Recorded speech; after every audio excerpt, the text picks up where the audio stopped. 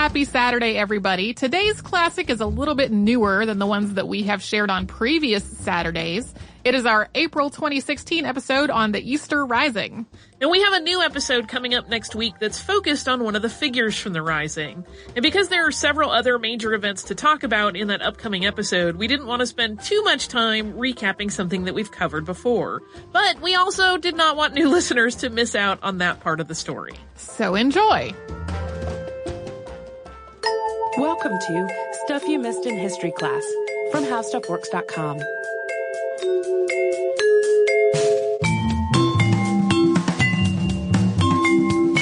Hello and welcome to the podcast. I am Tracy V. Wilson. And I'm Holly Fry. The 100th anniversary of Ireland's 1916 Easter Rising is really just around the corner. So consequently, we have been getting periodic requests to talk about it for about the last year.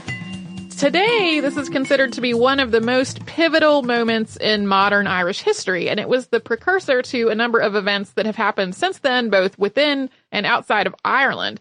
But at the same time, it's an event that was and continues to be really full of contradictions. There were a lot of different organizations that were involved in planning the Easter Rising and carrying it out. And each group had its own perspectives and goals, and the people within each group did too, and a lot of times these contradicted each other. Although what happened is pretty well established, there's still significant disagreement about what it meant and whether it was justified, and depending on who is doing the talking, it was either a much-needed anti-colonial revolt that directly led to Ireland's independence, or it was an unasked-for violent overthrow of a democratically elected government. So wildly diverging perspectives on what it was all about. Even though it happened a century ago, so you might think things were a little more settled about understanding it today, a lot of papers related to it were only released by Ireland's Bureau of Military History in 2003, after the last of the survivors had died. The Irish government actually established the Bureau of Military History in 1947 to document the perspectives of the people who had been involved in revolutionary activities between 1913 and 1921. This is the biggest collection of written accounts from the Republican point of view that exists. And so basically decades passed between when the events happened and when a lot of these documentation or a lot of these individual testimonies were written down, and then once they were released to historians to review, which only happened comparatively recently, all the people whose memories were documented there had passed away. All this together means that today's podcast cannot possibly touch on every motivation and every interpretation for the Easter Rising, or even everything that happened during Easter week 1916. It also means that the written history of the Easter Rising and people's perspectives on its significance and its impact will definitely continue to evolve long after this podcast is over. So today is really an overview of the basics and some of the ways that people interpret the Easter Rising today. Conflicts between England and Ireland about how Ireland should be ruled and by whom go back for centuries. As we've talked about on the show before, the Normans invaded what is now England in the Battle of Hastings in 1066. And then about 100 years later, Anglo-Normans went on to invade Ireland, with Henry II arriving there in 1171. In 1541, Henry VIII was declared King of Ireland. The Irish Parliament was formally abolished in 1801 when the nation became part of the United Kingdom of Great Britain and Ireland under the Act of Union. At that point, Ireland's MPs and peers became part of the UK Parliament, rather than Ireland having a parliament of its own. So throughout all of these centuries, a wide range of laws and policies were put into place that restricted the Irish population in various ways, particularly related to religious freedoms. Most, but not all, of the people in Ireland were and continue to be Catholic. Just as examples, in the early 17th century, King James I sent Protestant farmers to Ireland specifically to take over farmland that was owned by Catholics. Laws that forbade Catholics from voting, owning land, or practicing their religion were passed in 1692. When a potato blight struck Ireland in 1845, which we've talked about in a previous two-parter on the show, the British government's response was basically to do nothing, which led to about 1 million deaths and a massive wave of immigration from Ireland to other nations, including the United States. So, unsurprisingly, there has also been resistance to English rule of Ireland during those same centuries, through both violent and nonviolent means. And often these conflicts have had multiple sides, with some of the Irish population supporting the idea of self-governance or independence, and others supporting the idea of remaining as part of the United Kingdom. And these conflicts have had both political and religious roots, which have often been deeply interconnected. Throughout the history of English presence in Ireland, more moderate groups and political parties have basically tried to work within the system through things like petitions and demonstrations and getting nationalist representatives elected to Parliament. At the same time, more radical groups have led numerous armed uprisings. And whether they were violent or non-violent, all of these movements and uprisings and rebellions have all had their own leaders and their own ideologies and their own tipping points. But at a very basic level, they were all about Ireland resisting British rule or British laws and practices that Irish people found to be unjust or discriminatory. In the 1870s, Isaac Butt established the Home Government Association, which called for home rule, basically Ireland remaining part of the United Kingdom while also governing itself through its own parliament, which would convene in Ireland rather than England. Through the late 1800s and into the early 1900s, multiple Home Rule bills were introduced in Parliament, but they ultimately failed. Then finally, after 2 years of debate, the Government of Ireland Act of 1914 was given royal assent on September 18th of that year. This act was intended to establish home rule in Ireland. But on the same day, the Suspensory Act of 1914 was also passed, which effectively delayed the Government of Ireland Act, along with the Welsh Church Act of 1914, which we're not really talking about today, from going into effect for a year. This was because of World War I, which was going on at the time. This situation made a lot of people with widely diverging ideologies extremely angry. The Government of Ireland Act itself infuriated the most radical unionists, that is, the people who wanted Ireland to remain part of the United Kingdom, because it would allow for a separate parliament for Ireland. Many, but not all of these, were Protestants living in the northern part of Ireland. It simultaneously infuriated the most radical Republicans, that is, the people who wanted Ireland to be completely independent from the United Kingdom, because under the Act, Ireland would continue to be part of the UK. Along with other organizations that had been formed for and against the idea of home rule while this act was being debated, militias had formed as well. There was the Ulster Volunteers. These were on the Unionist side, mostly in the northern part of Ireland. And then there were the Irish Volunteers on the nationalist side. They were basically, the Irish Volunteers were formed kind of in response to the existence of the Ulster Volunteers. Then there was the Irish Citizen Army, which was originally formed to protect protesters from police during a labor dispute, which had evolved into a nationalist organization as well. People whose opinions were more moderate were generally in favor of home rule. It was a sort of compromise between being independent and remaining part of the UK. And a lot of them agreed that the middle of a war wasn't the right time to go about separating Ireland's government from the UK Parliament. But the year-long delay brought about by the Suspensory Act did lead some supporters of home rule to fear that by the time that year was up or the war was over, something would happen to derail it entirely.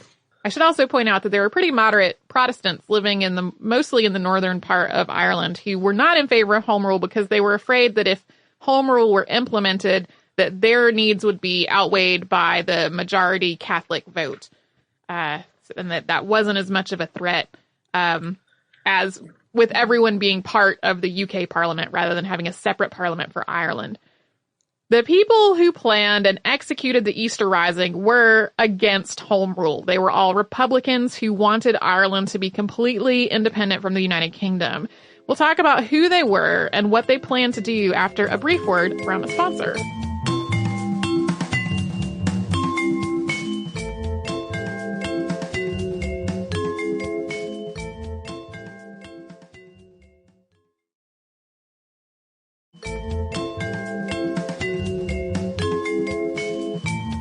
Getting back to the story, a huge number of people and organizations were involved in the 1916 Easter Rising. The Irish Volunteers and Irish Citizen Army, as mentioned before the break, were both involved, as was the Irish Republican Brotherhood, which went by IRB, who we discussed in our podcast on the Catalpa. Cumann na mBan was a women's militia formed in response to the fact that the Irish Volunteers were all male. A nationalist youth organization called Na Fianna Éireann was involved as well, along with many other smaller organizations. In terms of the participants, the largest numbers of actual people were from the Irish Volunteers and the Irish Citizen Army. But in terms of leadership, the people who were in the most powerful positions, who did the most strategic planning, were from the Irish Republican Brotherhood, who were also known as the Fenians. This has since then evolved into a slur often used against Irish people. A lot of the first pieces of the planning and organization started with IRB members Thomas Clarke and Sean McDiarmid. Essentially, with the start of World War I, Thomas Clarke and other militant nationalists in the IRB saw an opportunity. Within just a couple of weeks of Britain's entry into the war on August 5th of 1914, the IRB had decided to pursue the idea of an open rebellion before the end of the war. The government was focused on the war and not on Ireland. Plus, the war had led to a schism within the Irish Volunteers, with many of them volunteering to fight following the encouragement of Irish Revolutionary Party leader John Redmond. The ones who were left were primarily the organization's most radical members, who were against both Irish involvement in the war and home rule. Consequently, the IRB was able to place some of its most radical members into leadership roles within the Irish Volunteers. Soon, Padraig Pearse, whose name is often anglicized to Patrick, Joseph Plunkett, Eamon Cant, and Thomas MacDonagh had all been placed into positions that were directing the organization's military, training, and communications functions. While planning the rising, they turned to Germany for support, with Roger Casement, subject of a previous podcast that previous hosts Sarah and Deblina worked on, trying to secure weapons, ammunition, officers, and an army of volunteers recruited from Irish POWs being held in Germany. Neither of these efforts was successful. Few of the POWs wanted to volunteer, and the largest weapon shipment was intercepted on its way to Ireland. A couple of side notes here. Casement ultimately realized that the rising was not likely to succeed, and he tried to return to Ireland to discourage it, but he arrived too late and he was captured and charged with treason. There's a lot more detail about that in this episode from the archive, which we'll link to in our show notes. Also, Germany basically wound up providing weapons to both the Irish Volunteers and the Ulster Volunteers, basically opposite sides of the home rule versus not home rule disagreement. In part because Germany was really hoping to turn World War I into a two-front war, with Britain being distracted by fighting in Ireland and unable to focus on what was happening on the continent. By May of 1915, the IRB had established a military council specifically for planning a rebellion. They conducted their planning in total secrecy. They had to avoid being caught by Irish authorities, as well as by the more moderate members of all the organizations that were ultimately involved in the rising. This was difficult, since one of the things they needed to do was to prepare the Irish Volunteers on the Irish Citizen Army to fight in the rebellion, without tipping their hands that they were planning one.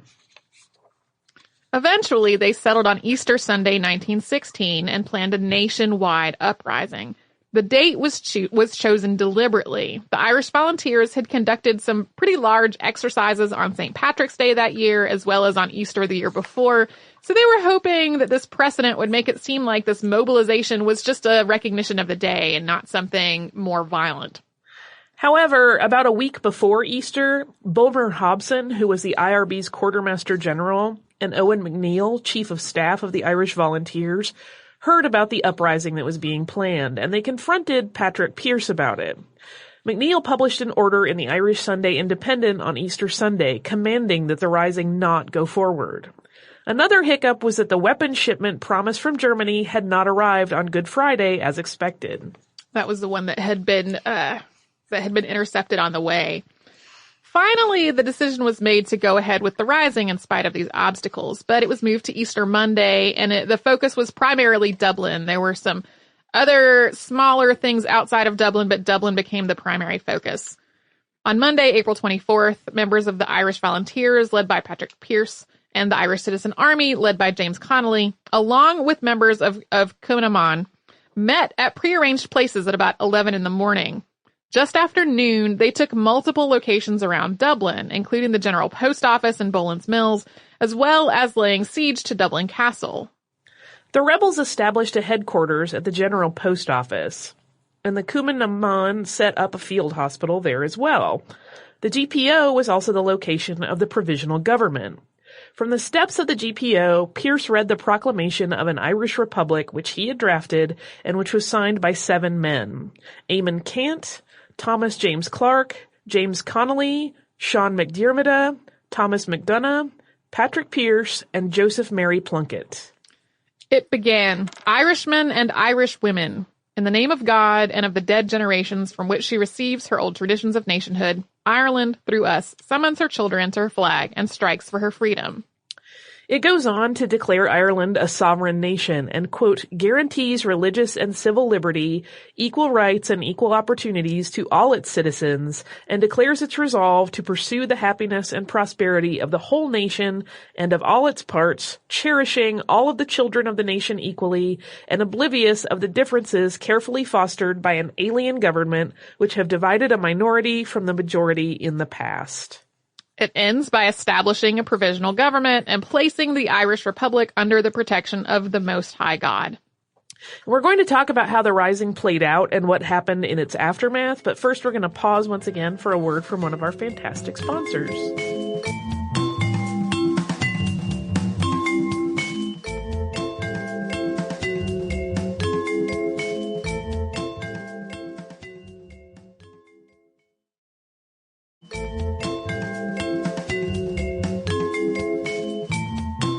Some fatalities in the first few hours of the Easter Rising, but the uprising had caught the British mostly by surprise. That changed, however, once Britain actually had time to react to what was going on. Britain declared martial law, and because Republican forces hadn't been able to take control of the railroad stations or the docks, British troops were able to make their way to Dublin really easily. British troops who were already in Ireland were in Dublin by Monday afternoon, and more troops arrived from England on Tuesday. Soon, about 1,600 rebels were facing off against about 20,000 British soldiers. Street fighting was extensive, and the rebel-held locations that didn't fall right away wound up mostly being besieged for the remainder of the week. Britain had greater numbers and better weapons, and didn't really hesitate to use heavy artillery. This led to extensive damage and a number of fires. On Friday night, a fire forced the rebels who were in the GPO to have to flee. Patrick Pierce unconditionally surrendered the next day with the hope of preventing more loss of life, with his surrender reading, quote, in order to prevent further slaughter of the civil population and in the hope of saving the lives of our followers, the members of the provisional government present at headquarters have decided on an unconditional surrender, and commandants or officers commanding districts will order their commands to lay down arms. By that point, though, the death toll was already significant. 62 rebels died, and from the British troops, 106 were killed and 334 were wounded. Hardest hit were civilians caught in the crossfire, with 256 deaths and thousands of injuries. At first, in the immediate aftermath of the Rising, both Republicans and Unionists were outraged at the Rising's leaders, not at Britain. A lot of people felt like this was a violent uprising that had attempted to overthrow a democratically elected government and replace it with people who had basically appointed themselves to the job rather than being elected. When Irish Parliamentary Party MP John Dillon expressed his disapproval of the rebels, but then followed it with a statement that they had, quote, fought a clean fight, and they fought with superb bravery and skill, and no act of savagery or act of the usual customs of war, end quote, in the House of Commons, people yelled shame at him. So, even though he said pretty directly that he disapproved of what they had done, but that they had fought bravely, people were angry enough about it that they yelled shame at him on the floor of Parliament. Perception shifted, however, after Britain began court-martialing and executing the leaders of the Rising, including some whose roles had really been quite minor, and imprisoning more people than had even participated. Between May 3rd and May 12th, all 7 people who had signed the proclamation of the Irish Republic were executed, along with 9 others, for a total of 16. These included Roger Casement and William Pierce, who was Patrick Pierce's younger brother. And all of those executed were buried in a quicklime with no funeral. Only one woman was court-martialed, although there were many others who were involved, and that one woman was Constance Markievicz. She was known as the Larkinite Rebel Countess, and when she surrendered, she was reported to have kissed her revolver before handing it over. She was one of the people who had helped found Nafina Aaron. And during the Rising, she was second in command to Michael Mallon, who was one of the leaders who was executed. She was sentenced to death as well, although it was commuted to life in prison because of her sex, and she was later released under a general amnesty. From there, she became the first woman elected to the British Parliament, although she and other members of Sinn Féin refused to take her seat after she had been elected. I realized how awesome she was very late in the process of this, and I kind of wish the whole episode had been about her, because she's fascinating, and maybe we will do that later. I also, coincidentally, I emailed you the outline for this episode, and then I checked the inbox, and we had an email from a listener saying that exact thing. You could do something about the Easter Rising, but this is really who you should focus on. And maybe next year for Easter Rising's anniversary that will not be 100. Executing the rebellion's leaders and imprisoning many others had the opposite effect of Britain's intentions. It did not discourage further rebellion or nationalist sentiment. Instead, this was when Republican sentiment, which had existed in Ireland for as long as Britain had been present there, to really start to pick up steam. Thanks to the IRB's secrecy in planning the Rising, for a time, authorities actually thought it had been the work of Sinn Féin. Even though this was not correct, Sinn Féin benefited really enormously from the error. It reorganized in the wake of the Rising and became much more powerful, ultimately replacing the more moderate Irish Parliamentary Party in Parliament in the next general election. This victory ultimately led to the Irish War of Independence from 1919 to 1921, after which the 6 northeastern counties, which did not want to leave the United Kingdom, were partitioned into Northern Ireland, and the rest of Ireland became the Irish Free State and then the Republic of Ireland. And this is really why people point to the Easter Rising as being this extremely important formative moment in the history of the Republic of Ireland.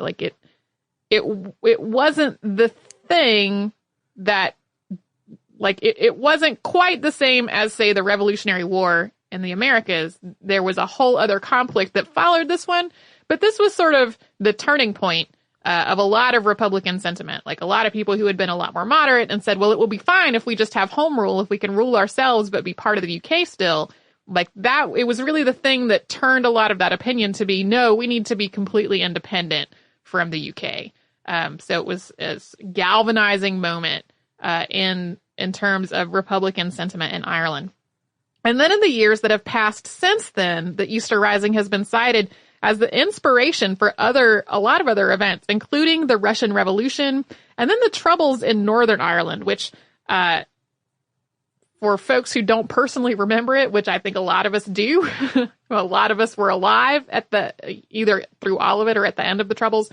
So a decades-long conflict between Northern Ireland's Unionist Protestants and Republican Catholics at an extremely basic level. Law enforcement in Northern Ireland have actually expressed some concerns that the centennial of the Easter Rising may lead to violent protests in Northern Ireland from the folks who would have preferred to have become independent with the remainder of Ireland as well. And that's the scoop. That is the basics of the Easter Rising. I'm not kidding. There is so much more that we could talk about. One of the books that I got for this is one of the ones there are several books that have come out after that release of documents that we talked about at the beginning. Mm-hmm. That generally have that have made a lot of use of those particular documents.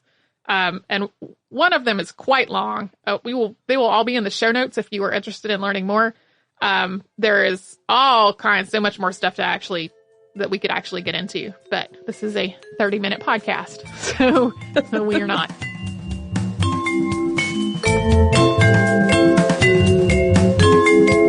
Thank you so much for joining us for this Saturday Classic. Since this is out of the archive, if you heard an email address or a Facebook URL or something similar during the course of the show, that may be obsolete now. So here is our current contact information.